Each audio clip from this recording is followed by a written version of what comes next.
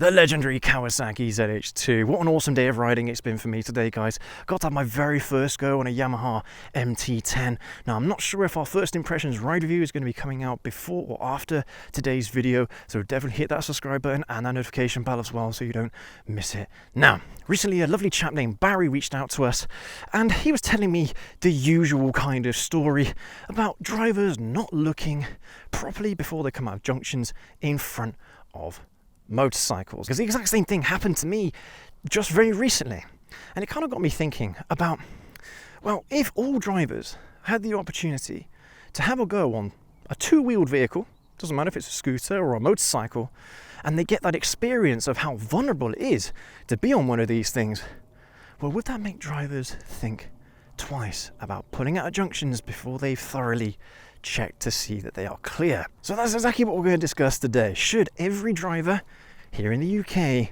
have to do a CBT before they can start driving? Now, of course, CBTs are what we have to do as motorcyclists. Every motorcyclist has got to do a CBT before they can go ahead and get their full motorcycle license. But should drivers do the same thing? Should we be either encouraging or maybe even forcing drivers to do the same thing? Well, very interesting topic. And some people are going to agree, some people aren't. But let's be frank here, it's a very good experience to have. Sorry, I had such a fun time today riding the bikes, honestly. It's been such a good experience riding today. But you know what I mean, it's a really good experience. Getting that CBT, you really do get to feel what it's like being on a road, like with nothing in between you and the road, and understanding that any error in judgment you make could be incredibly dangerous for you as the rider. Now, if drivers had that same attitude towards driving, then you kind of think to yourself that maybe, just maybe,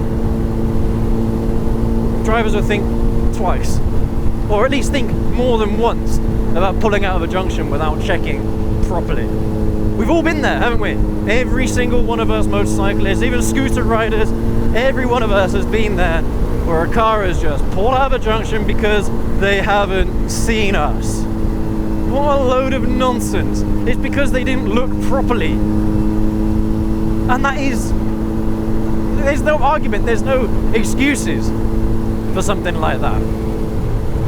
A driver doesn't see you, so they think it's okay to pull out in front of you. Excuse me, right? Motorcycles already have this stigma about them that they are dangerous. And to be fair, most of the danger is what the rider puts on themselves. But when it comes to people just pulling out of junctions, that is something that's totally outside of the rider's control. And it's one of those things that we need to stop.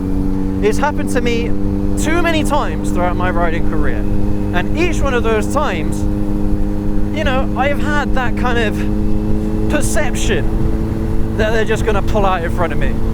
You know what I mean? It's like that instinct that you get. You see a driver pulling up to a junction, you think they haven't seen me. And then so you automatically come on the throttle and you start applying the brake because you know, instinctually, you know that they're going to pull out in front of you. Now, how many times has that happened to you lot? And how many times have you been right? It's got to the point now, guys, where every time I approach a junction, and even back there, you probably noticed me too, when a van came out, I came off the throttle immediately, I got my fingers on the brake, ready to slow down quickly. And okay, that is a good practice to have, all right? Like this here, for example, car at junction, waiting. It's good practice to come off the throttle and be ready for them to pull out in front of you. That's good practice. Every single motorcyclist should have that attitude where they think everyone is out to get them. And you've got to be insanely perceptive and be totally prepared to deal with something like that. So much fun, huh? And see, having fun like that, having innocent fun like that, where you know there's no junctions, no traffic, it's a clear line of sight, you can see what's going on all around you. Nothing wrong with having a bit of fun on your bike like that. There's a lot of things that you can learn from a CBT that you wouldn't learn if you just went and did your driving license. Alright? Now with a motorcyclist, if you just went straight from nothing to a full motorcycle license, it wouldn't really matter, because you still get that same experience when you're learning to ride the motorcycle, the same one that you would get if you're doing a CBT. So it's like, it doesn't matter for motorcyclists, but for drivers, and to be fair, I do fundamentally kind of agree with what CBTs are all about. Alright? I do fundamentally agree with that. I don't think it should be every 2 years that it expires, but I do agree that CBTs should be done. But I think they should be done by everyone. And I think it should be mandatory for people to do a CBT, even if it's just on a scooter, a CBT before they can even consider doing their full driving license. Imagine, everyone knows and everyone understands what it's like to be on 2 wheels. You're more aware, you're going to be more inclined to look out for anyone that's on 2 wheels, right? And this is, right, for those of you that are going to come back and say, oh no, it's because bikes are way too dangerous and I don't want to put myself at that kind of risk, right? That is exactly why you should do it. To understand what it really is like to be on 2 wheels, because guess what? It's not actually as dangerous as these people tend to think riding bikes is. Alright? Don't say no to something all because you think it's going to be bad. You think it's going to be dangerous. And guess what? For those of you that say bikes are also dangerous, right? Cars are just as dangerous. Okay? It all comes down to you, your noggin, and what you do with your right hand or your right foot. But there's always improvements to be made, and to be fair, I think for the most part, on the whole, I think the UK have got some pretty decent drivers. Yeah, everyone makes mistakes, alright? Everyone makes mistakes, you can't deny that. But when it's consistent errors in judgment, and that's when you know you've got a problem. And that's where CBTs, I believe, would seriously help. Because they'd be able to show drivers, one, what the experience is like, but two, how vulnerable it is, and 3, what you need to look out for if you are driving a car.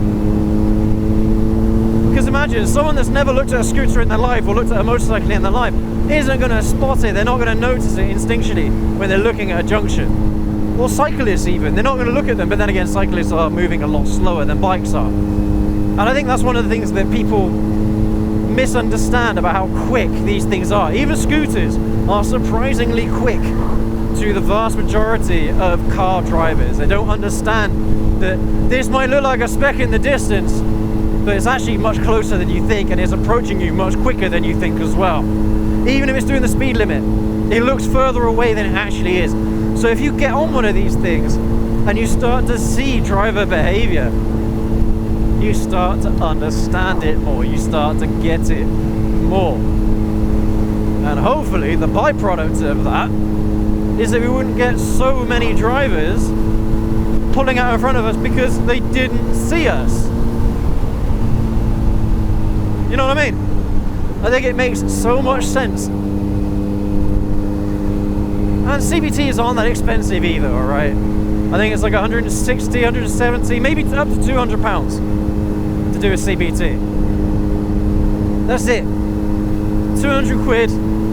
You've got a really good experience from being on 2 wheels, and you know, you understand, you'll get it after being on 2 wheels. And maybe, just maybe, you'll understand why so many of us stay on 2 wheels afterwards. So of course there is an ulterior motive as well, to help get more and more people on bikes, of course.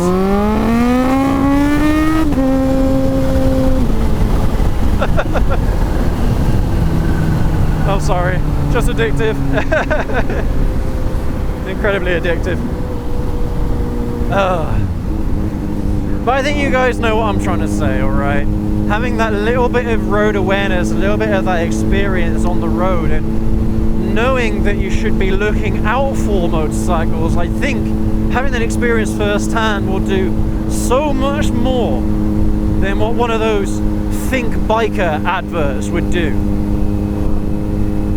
We already pay a fortune to do our CBT motorcycle licenses and our driving licenses, paying just a couple £100 more to get that little bit of real world experience that is incredibly useful.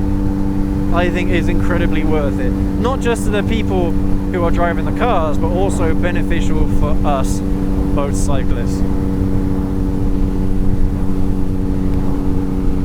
You know what I mean, guys? I think it's more important than I think a lot of people realize, because we all, you know, the whole reason why us motorcyclists are meant to do CBTs is because it's supposed to prepare us for the road, right? Before we get on two wheels and before we go into the big wide world of motoring. Why can't it be the same for all drivers?